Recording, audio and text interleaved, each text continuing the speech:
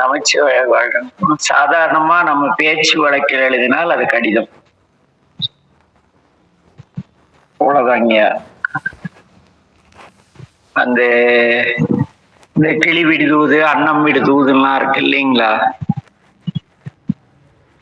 அப்படி பாடல் வடிவிலே உங்கள் கடிதத்தை எழுதினால் அது பாசுரம். உரைநடை வழியிலே எழுதினால் அது கடிதம். அவ்வளவுதாங்க. பெருமான் அந்த பாடலை பானபத்திர பாடலாக அந்த வரிகள் இலக்கணத்துக்கு உட்பட்டு அரசனுக்கு புரியவண்ணமும் கற்றவர்களுக்கு புரிய வண்ணம் மட்டும் இருந்ததால் அது பாசுரம். கடிதம் என்பது நாம் எழுதுவது எல்லோருக்கும் புரிய வண்ணம் எழுதுவது நம்முடைய கடிதம். பாசுரம் என்றால் அதுக்கு இவ்வளவுதாங்க. வெண்பா, கட்டளை கலித்துறை, கலிவெண்பா, இப்படி அந்த பாவுக்குரிய லட்சணத்தோடு எழுதக்கூடிய கடிதம், அதுக்கு பாசுரம். இப்பொழுது நாம் அப்படியே வடலூர் செல்வோம். முன்பகற் பொழுது வடலூர் ஆறுமுக முதலியார் வீட்டு திண்ணையிலே வள்ளல் பெருமான தமக்கு எதிரே பணிவோடு அமர்ந்திருந்த பெரும்புலவர் மற்றும் ஆறுமுக முதலியாரை பார்த்து உரையாடி கொண்டிருந்தார். அப்போது தபால்காரர் பெருமானை வணங்கி, சாமிகளுக்கு ஒரு கடிதம் வந்திருக்கிறது என்று கொடுக்கிறார். கடிதத்தை வாங்கி கொண்ட பெருமான் நல்லது என்றார். தபால்காரர் போன பிறகு கடிதத்தை பிரித்து ஒரே பார்வையில் படித்து முடித்தவர் வெறுப்போடு அந்த கடிதத்தை கசக்கி எறிந்து விடுகிறார். தூரமாக தூக்கி வீசிட்டார். அதை கண்ட வேலாயுத முதலியார் திகைத்து போய், சாமிகள் மன்னித்தள்ள வேண்டும், கடிதத்தை பிரித்து கடமை இறந்தானே பார்த்தீர்கள், படித்தீர்களோ என்னவோ தெரியவில்லை, ஏன் இப்படி சலிப்போடு கசக்கி தூக்கி எறிந்து விட்டீர்கள் கோபத்தோடு, எங்களுக்கு ஒன்றும் புரியவில்லையே என்றார். அதற்கு வள்ளல் பெருமான், புரிவதற்கு அது ஒரு கடிதத்தில் ஒன்றும் இல்லை, அதுதான் வீசி எறிந்து விட்டேன் என்றார். உடனே வேலாயுத முதலியார், சுவாமிகள் அருள் கூர்ந்து மீண்டும் பொறுத்தள்ள வேண்டும், தங்களுக்கு வந்த கடிதம் தாங்கள் வீசி எறியும் அளவிற்கு அதில் எங்கிருந்து வந்தது, அதில் என்ன எழுதியிருக்கிறது என்று படித்து பார்க்க எளியேன்னு விரும்புகிறேன் என்றார். உடனே வள்ளல் பெருமான், பெரும்புலவருக்கு சமயத்தில் இப்படி ஏதாவது ஏடகுடமாக தோன்றும், ஆனால் தாங்கள் படித்து பார்க்கும் அளவிற்கு கடிதத்தில் முக்கியத்துவம் இல்லை, இருந்தாலும் தடுப்பான் என் எடுத்து படித்து பாருங்கள் என்றார். வேலாயுத முதலியார் அந்த கடிதத்தை படித்துவிட்டு ஆச்சரியப்பட்டார். பிறகு பெருமானிடம், சுவாமி, மதுரை திருஞான சம்பந்த சுவாமிகள் மடத்தில் இருக்கும் நமது மரியாதைக்குரிய திருச்சிற்றம்பல சுவாமிகள் ஞானியார் சுவாமிகள் கடிதம் எழுதியிருக்கிறார், இதை போய் தாங்கள் தூக்கி எறிந்து விட்டீர்களே என்று கேட்கிறார். உடனே புலவருக்கு ஏதும் புரியவில்லை என்று நினைக்கிறேன். ஏனெனில் அந்த கடிதத்திலே என்ன எழுதியிருக்கிறது என்று பார்த்தீர்களா என்று. இவ்விடத்திய நலன்களையும் அற்புதங்களையும் இலக்கண வகையால் தமக்கு எழுதி தெரிவிக்க வேண்டும் என்று ஞானியார் பிரார்த்திப்பதாக எழுதியிருக்கிறார் என்று. உடனே அப்படி என்றால் வள்ளல் பெருமான், புருஷோத்தம ரெட்டியார் விஷயமாக தாங்கள் எழுதிய திருமுகம் இலக்கண சுத்தம் இல்லாதது என்று அர்த்தமாகிறது என்றார். உடனே சுவாமிகள், என் செயலுக்கான காரணம் புரிகிறதா என்றார். பெரும்புலவர், நன்றாக புரிகிறது சாமி, என்றாலும் இதில் ஒரு ஐயப்பாடு எழுகிறது. வள்ளல் பெருமான் அவரை நோக்கினார். என்னது, சொல்லுங்கள். சுவாமி திருச்சிற்றம்பல ஞானியார் சுவாமிகள் தங்களை நன்கு உணர்ந்தவர். தங்கள் மேல் அளவு கடந்த மரியாதையும் பக்தியும் வைத்திருப்பவர். அதனால் அவராக இப்படி ஒரு கடிதத்தை எழுதியிருக்க மாட்டார் என்பது உறுதி. தங்களின் கடிதத்தை மடத்தில் இருப்பவர்கள் பார்த்து படித்திருக்க கூடும். அதனால் எழுந்த விவாதத்திலோ அல்லது சூதிலோ ஞானியார் சுவாமிகள் அகப்பட்டு கொண்டிருக்க வேண்டும். அதிலிருந்து தம்மை மீட்டுக் கொள்ளவும் தங்கள் தமிழ் புலமையை அவர்களுக்கு தெரியப்படுத்தவுமாகத்தான் சுவாமிகள் இப்படியெல்லாம் எழுதியிருக்கிறார் என்று அடியேன் சந்தேகப்படுகிறேன் என்றார் வேலாயுத முதலியார். அதுவரை இருவரின் பேச்சையும் கேட்டுக்கொண்டிருந்த ஆறுமுக முதலியார் குறுக்கிட்டு, ஆம் சாமி, பெரும்புலவரின் சந்தேகம்தான் உண்மையான காரணமாக இருக்கும் என கூற, சுவாமிகள் அவரை பார்த்து, ஆறுமுக முதலியாரே, தாங்களும் பெரும்புலவரும் என்ன சந்தேகப்படுகிறீர்களோ அதுவேதான் அங்கே நடந்திருக்கிறது என்று எனக்கு நன்றாக தெரியும். அதனால் அந்த கிணற்று தவளை விவகாரத்திற்கு முற்றுப்புள்ளி வைக்க கடிதத்தை தூக்கி எறிந்தேன். பதில் எழுதினால் அது வளர்ந்து கொண்டே போகும். ஆனால் பெரும்புலவர் விவகாரத்தை விவாதத்திற்கு கொண்டு வர வேண்டும் என்று எண்ணுகிறார் போலும் என்று சிரித்தார் வள்ளல் பெருமான். உடனே வேலாயுத முதலியார் பணிவோடு, சுவாமி, தாங்கள் மீண்டும் மீண்டும் என்னை மன்னித்தர வேண்டும். இது விவகாரமோ விவாதமோ எதுவாக வேண்டுமானாலும் இருக்கட்டும். தங்கள் திருமுகம் குறித்த சர்ச்சையில் நமது பெருமதிப்பிற்குரிய ஞானியார் சுவாமிகள் சம்பந்தப்பட்டிருக்கிறார். சாமிகளே தங்களுக்கு எழுதியிருக்கிறார். அதனால் தாங்கள் திருவுள்ளம் கொண்டு சுவாமிகளின் பிரார்த்தனைப்படி ஒரு திருமுகம் எழுதி அனுப்ப வேண்டும் என்று கேட்கிறார் வேலாயுத முதலியார்.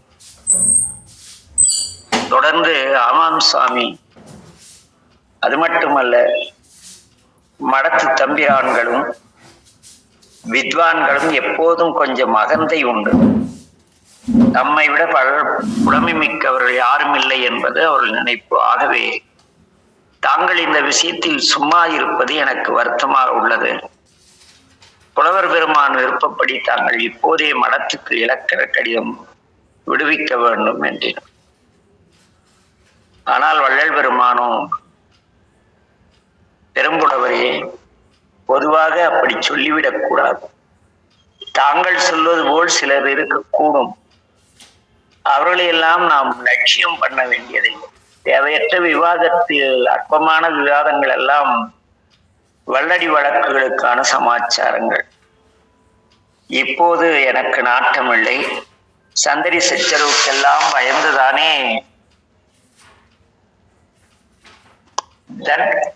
தற்சுதந்திரமும் அமைதியும் நாடி சென்னை விட்டு சிதம்பரம் பக்கம் வந்தேன். மீண்டும் எதற்காக தேவையற்ற வழக்காட்டமும் கண்ணாமூச்சும் நமக்கு என்று கேட்டார் வள்ளல் பெருமான். வேலாயுத முதலியாரோ, சுவாமி, தங்களை போன்ற மகா ஞானிகளுக்கெல்லாம் இது அற்பமான விஷயம்தான்.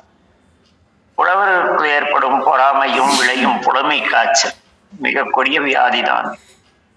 நடப்புலையில் இந்த தீராத வியாதிக்கு மருந்தே கிடையாது. இதையெல்லாம் தாங்கள் அறிந்தது. தாங்கள் அருகில் இருந்தும் ஞானகுரியாவை தங்களிடமிருந்து நாங்கள் பெற்ற கல்வி அணுவினும் குறைவே. ஞான சூரியனாகிய தங்களிடமிருந்து நாங்கள் பெற்ற அறிவிச்சுடர்கள் எண்ணக்கூடியவையே. அப்படி இருக்க தங்களின் இலக்கிய இலக்கண புலமையை சமயங்களில் முடிவு கண்ட ஞானத்தை எங்கோ இருக்கும் மடத்துக்குள்ளேயே தற்பெருமை பேசிக் கொண்டிருக்கும் வித்வான்கள் அறிய மாட்டார். கிணற்று நீரையே மகா சமுத்திரமாக வித்வான்கள் எண்ணிக்கொண்டிருக்கும் நிலையே இன்று உள்ளது. அந்த பேதைகளுக்கு தாங்கள் ஒரு தமிழ் மகா சமுத்திரம் என்பதை நிரூபிக்க கிடைத்த ஒரு அருமையான வாய்ப்பு இது. இந்த தமிழ் பெரும் கடலில் கிடைக்கும் இலக்கிய முத்துக்களுக்கு அளவே இல்லை. இலக்கண பவள தீவுகளுக்கும் எல்லையே இல்லை. இதை அவர்கள் உணர்ந்து இனி யாரிடத்திலும் திமிர் வாதம் செய்யாதிருக்க மதுரை மடத்திற்கு தாங்கள் திருவுளம் கொண்டு ஒரு திருமுகம் அனுப்பியற வேண்டும் என்று வேண்டுகிறார். உடனே வள்ளல் பெருமான் முகம் செய்து வார்த்த முறை வேலாயுத முதலியார் தொடர்ந்தார்.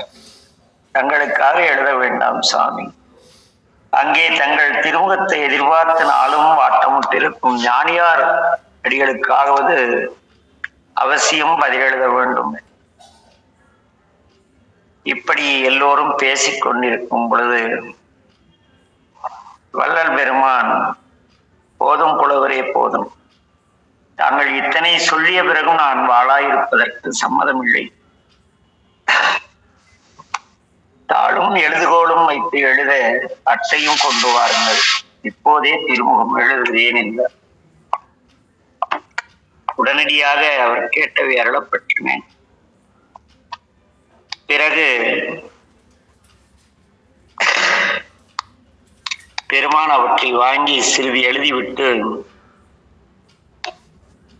முதலியார் இருவரின் விருப்பப்படி சில வரிகள் எழுதியிருக்கிறேன் என்றவர், பெரும்புலவரே என்று வேலாயுத முதலியார் முகத்தை பார்த்தார். சுவாமி என்றார் பெரும்புலவர்.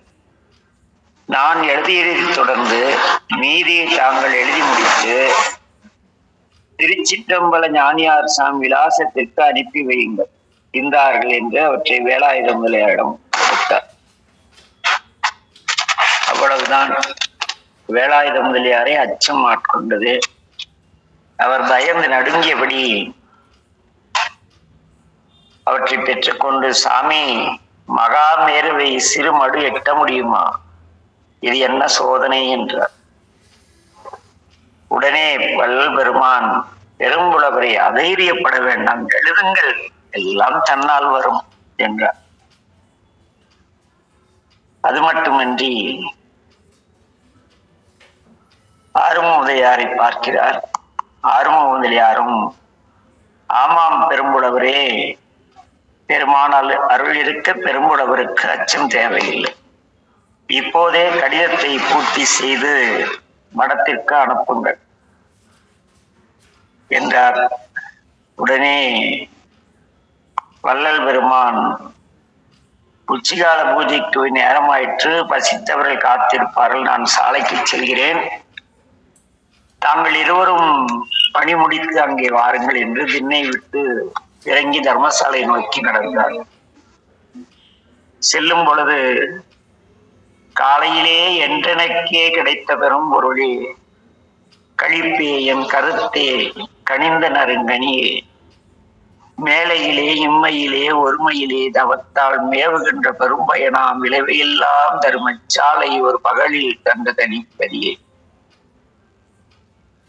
வேலையிலே இம்மையிலே ஒருமையிலே தவத்தால் மேவுகின்ற பெரும்பயனாம் விளைவையெல்லாம் தருமச்சாலையிலே ஒரு பகலில் தந்து தனிப்பதியே, சமரச சன்மார்க்க தலைவந்த நிதியே, மாலை சிறந்த மொழி மாலை அணிந்திடும் மானடத்து என் அரசே, என் மாலையும் ஏற்றருளே என்று நடராஜ பெருமானை பாடிய வண்ணம் செல்கிறார். பிறகு வேலாயுத முதலியார் கடிதத்தை எழுதி அனுப்பி வைக்கிறார். சில நாட்களித்து மதுரை திருஞான சம்பந்த சுவாமிகள் மடத்திலே சன்னிதானம் பீடத்தில் அமர்ந்திருக்கிறார். அவர் கையில் பிரிக்கப்படாத கடிதம் இருந்தது. அதை திருப்பி திருப்பி பார்த்தபடி தமக்குள் மகிழ்ந்து கொண்டிருந்தார். அதே சமயம் அவரது பார்வை வாசற்படிக்கு வெளியே அடிக்கடி போய் திரும்பியது. அப்போது அவசர அவசரமாக அங்கே வந்து திருக்கழுக்குன்றம் திருச்சிற்றம்பல ஞானியார் சுவாமிகள் சன்னிதானம் அவர்களுக்கு வணக்கம் என்று வணங்கினார்.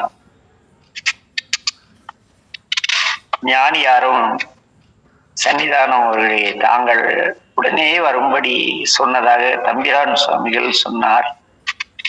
ஆகவே ஓடோடி வந்தேன். சன்னிதானமும் ஆம் திருச்சிற்றம்பலவரே, இப்படி அமருங்கள் என்று எதிரே அமரச் செய்தார். அமரச் செய்தவர், தங்களுக்கு வடலூர் சுவாமியிலிருந்து கடிதம் வந்திருக்கிறது, என்றாருங்கள் என்று கொடுக்கிறார். கடிதத்தை வெகு ஆவலோடு பெற்றுக்கொண்ட ஞானியார் சுவாமிகள், ஆகா, மிக்க மகிழ்ச்சி, மிக்க மகிழ்ச்சி.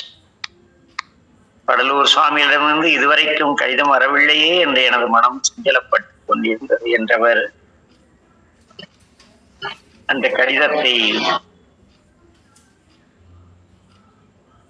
எடுத்து படிக்கும் வேளையிலே தேவிப்பட்டணம் முத்துசாமி பிள்ளையும் அங்கே வந்து சேர்கிறார்.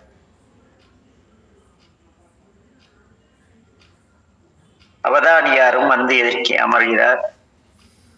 ஞானியார் சுவாமிகள் பெருமகிழ்ச்சியோடு கடிதத்தை படித்துக் கொண்டிருந்தார். சன்னிதானம் அவதானியாரை பார்த்து, தாங்கள் எதிர்பார்த்த இலக்கண கடிதத்தான் ஞானியார் படித்துக் கொண்டிருக்கிறார் என்றார். கடிதத்தை படித்து முடித்த ஞானியார் சுவாமிகள் உடனே சுவாமிகளின் கடிதம் முழுவதையும் படித்து முடித்திருக்கேன் என்றார். அதற்குள்ளாகவா என்று ஆச்சரியப்பட்டார் சன்னிதானம். ஞானியார் சுவாமிகளும் ஆம் என்றவர், ஆகா, அற்புதம், மிக அற்புதம் என்றார். அவதானியாருக்கு ஒன்றும் புரியவில்லை. எதை சொல்கிறீர்கள் என்று சுவாமியிடம் கேட்டார். உடனே ஞானியார் சுவாமிகள் வடலூர் பெருமானின் திருமுகத்தை தான், எத்தனை நுட்பமான எழுத்து நடை, எவ்வளவு பொருள் நிறைந்த சொற்கள் என்று பெருமிதத்தோடு கூறுகிறார். சன்னிதானம் உடனே புன்னகைத்து, தாங்களே படித்து மகிழ்ந்து பாராட்டி கொண்டிருந்தால் போதுமா, இதோ எங்களுக்கும் படித்து காட்டுங்க என்றார். சன்னிதானம் கடிதத்தை வாங்கினார். நிதானமாக படித்தார். படிக்க படிக்க அவருக்குள் பேராச்சரியம் எழுந்தது. புலங்காகிதமுற்றார். அந்த உணர்வோடு அதை படித்துவிட்டு, ஞானியாரே, சத்தியமாகவே அற்புதமான கடிதம் இது. என்னமாய் சொற்கள் விழுந்திருக்கின்றன. தூய நறுந்தமிழ் சொற்கள், சுவைத்தேனில் குலைத்த நீரோட்டமான எழுத்து நடை. உண்மையாக சொன்னால் இதுபோல ஒரு திருமுகத்தையும் வாழ்நாளில் நான் பார்த்ததும் இல்லை, படித்ததும் இல்லை என்றார் குருமகா சன்னிதானம். ஞானியார் சுவாமிகளும் சன்னிதானம் அவர்களே திருமுகத்தை முழுவதுமாக சுவாமிகளே எழுதவில்லை, சில வரிகள் எழுதியிருக்கிறார். மீதியை சுவாமியில் ஆணைப்படி அவரது தலை மாணாக்கரான உபயகலாநிதி பெரும்புலவர் தொழுவூர் வேலாயுத முதலியார் எழுதியிருக்கிறார். அதை கவனித்தீர்களா என்றார். சன்னிதானமும் ஆமாம் ஆமாம் பார்த்தேன், இதற்கே திருமுகம் இப்படி அருமையாக அமைந்திருக்கிறது என்றார். முழு கடிதமும் சுவாமிகளின் திருக்கரத்தால் எழுதப்பட்டிருந்தால் அதை பாராட்டுவதற்கே நமக்கு சொற்கள் கிடைக்காமல் போயிருக்கும் இல்லையா ஞானியாரே என்றார் வியப்போடு. ஞானியார் சுவாமிகளும் ஆமாம் ஆமாம், உண்மை உண்மை என்றார். இதையெல்லாம் கேட்டுக்கொண்டிருந்த அவதானியார் அதற்கு மேல் பொறுக்க முடியாமல் எரிச்சலுடன், என்ன தாங்கள் இருவருமே திருமுகத்தை இப்படி ஒரேடியாக பாராட்டி கொண்டிருந்தால் என்று கமலை செருமினார். உடனே சன்னிதானம் அமைதியாக, ஆமாம் ஆமாம் அவதானியாரே, தாங்களும் படித்து பார்க்க வேண்டும் இல்லையா, தாங்கள் எதிர்பார்த்தபடி இலக்கண சுத்தமான கடிதம் இது, இந்தாருங்கள், படித்துவிட்டு தங்கள் கருத்தை சொல்லுங்கள் என்றவர் அவதானியாரிடம் கடிதத்தை கொடுத்தார். அப்போது அவதானியார் படிக்க தொடங்கும் முன்பு சன்னிதானம் வேண்டும் என்றே, அவதானியாரே கொஞ்சம் வாய்விட்டே படியுங்கள், தங்கள் வாயால் அந்த வார்த்தைகளை கேட்க ஆவல் என்றார். அவதானியாரும் உத்தரவு என்றவர் கடிதத்தை படிக்க தொடங்கினார்.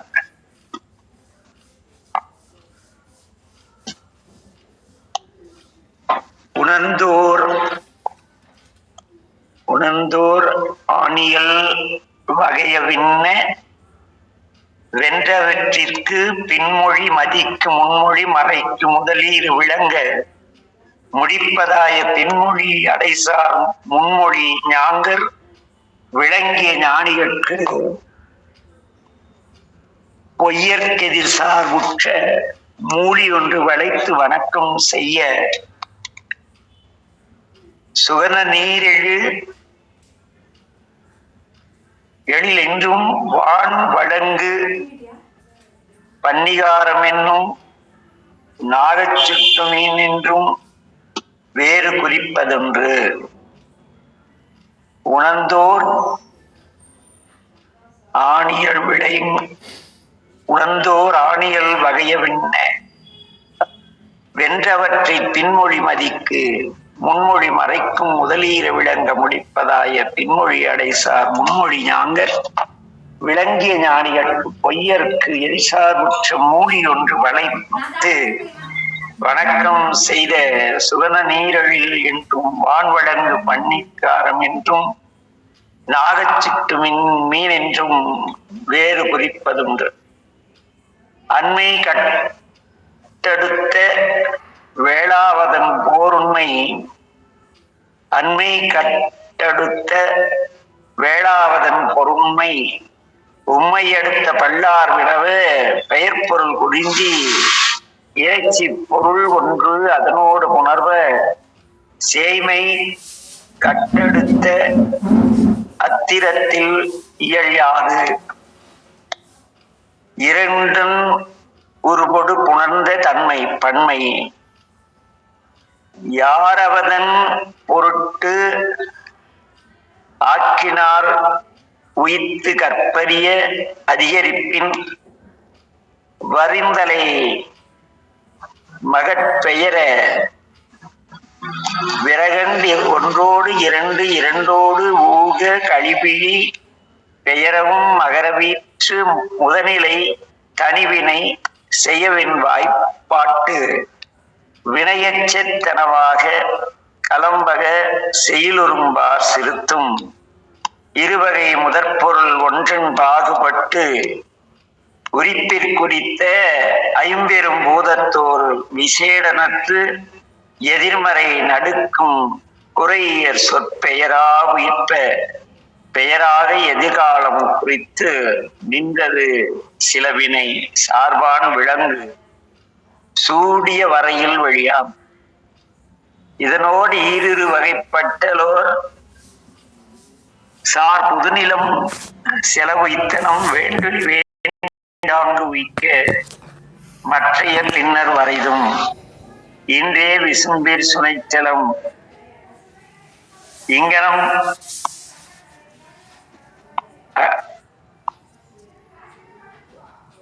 வடலூர் ராமங்கலிங்க சாமிகளின் அடிமை நங்காச்சோழன் வீரமணி குடியார் திருவானைப்படி அடிமை தொழூர் வேலாயுதம் என்று எழுதியிருந்தது. கடிதத்தை படித்து முடித்த அவதானியார், சன்னிதானம் அவர்களே, இந்தாருங்கள் கடிதம் என்று அதை அவரிடம் கொடு. கடிதத்தை வாங்கி கொண்ட சன்னிதானம், அவதானியாரே, தாங்கள் கருத்தை சொல்லாமல் கடிதத்தை திருப்பி கொடுத்தால் எப்படி என்றார். சொல்லுவதற்கு ஒன்றுமில்லை என்று வித்தேற்றியாக அவதானியார் கூறுகிறார். அப்படி என்றால் அவதானியார் கூறுவார், கடிதம் எழுதியவரே ஒரு வித்வான் என்று ஒப்புக்கொள்கிறேன், அவ்வளவுதான். இப்படி பட்டும்படாமல் சொல்லிவிட்டால் எப்படி என்றார் சன்னிதானம்.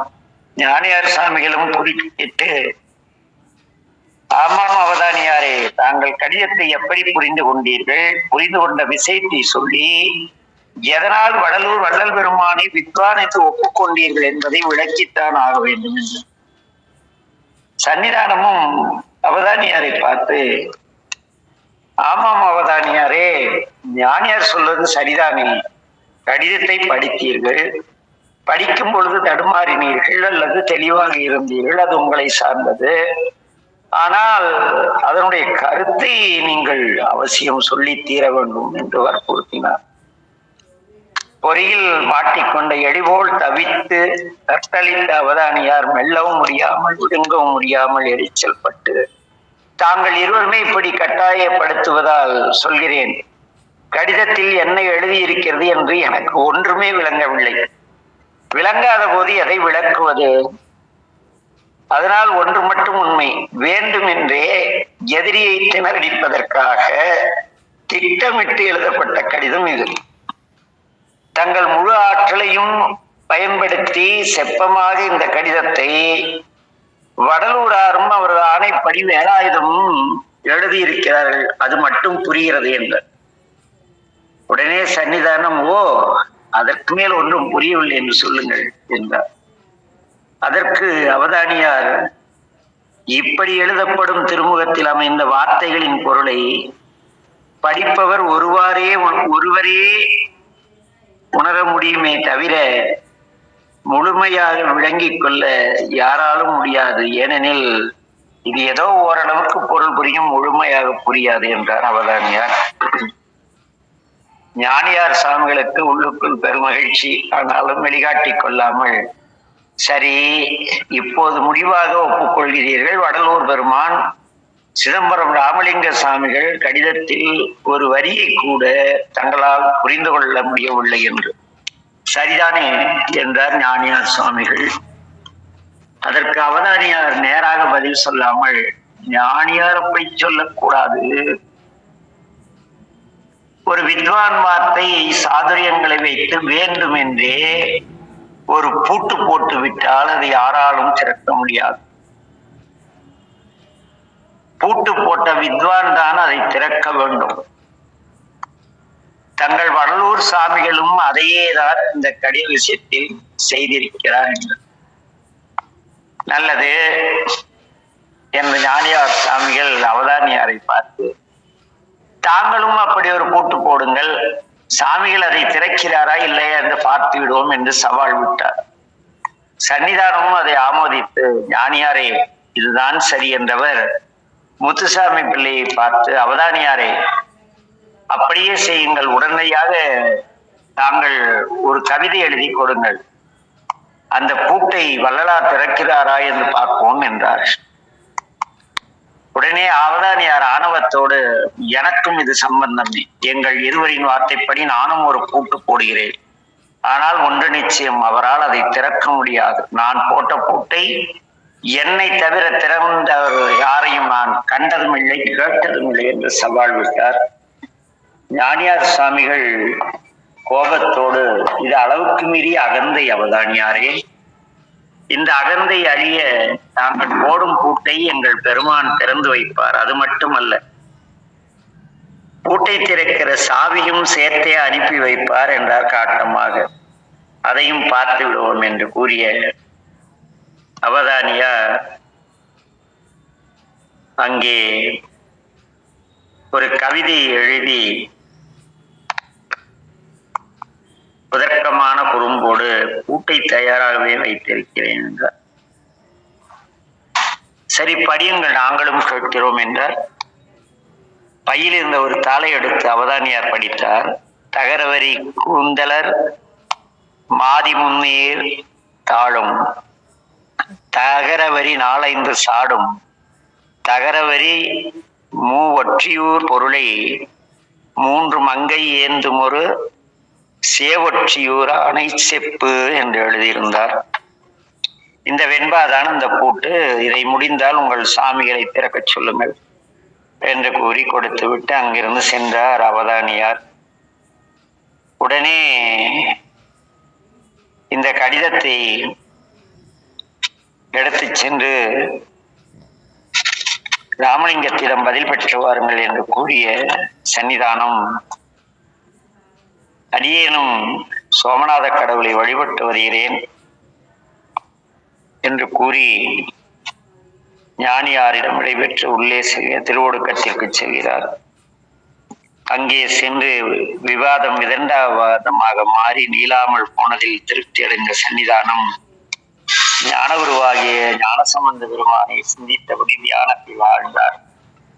ஞானியார் சாமிகளும் பெருமகிழ்வோடு அங்கிருந்து புறப்பட்டு வடலூர் செல்கிறார். சரி, செல்லட்டும். சென்று அங்கே என்ன நடக்கிறது என்பதை பார்ப்போம். என்ன, ஏனெனில் அங்கே நிறைய தொலைவு அவர் நடந்து செல்ல வேண்டும், நாமும் பயணிக்க வேண்டும்.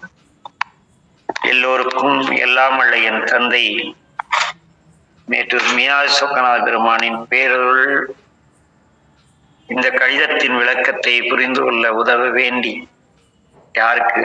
அவதானியாருக்கு, நமக்கும் இந்த சமயத்தின் சூக்குமங்கள், வள்ளல் பெருமானின் வாழ்க்கையில் இருந்த வெளிப்படுத்தப்படாத பல செய்திகள் எல்லோருக்கும் சென்று சேர எம் பெருமானை வேண்டி நிறைவு செய்கிறோம். நமச்சிவாய வாழ்க. எல்லா உயிர்களும் இன்புற்று நமச்சிவாய வாழ்க. நமச்சிவாய வாழ்கையா. நமச்சிவாய வாழ்க ஐயா. நமச்சிவாய நமச்சிவாய வாழ்க. நமச்சிவாய நமச்சிவாய வாழ்கையா. நமச்சிவாய நமச்சிவாய வாழ்க. நமச்சிவாய வாழ்க.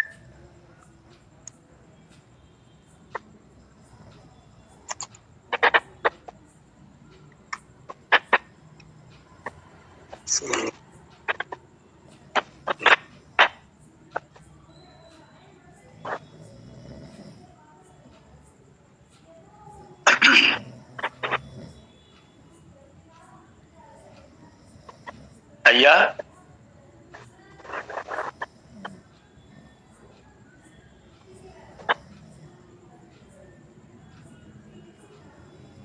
ஐயா, நமச்சிவாய வாழ்க.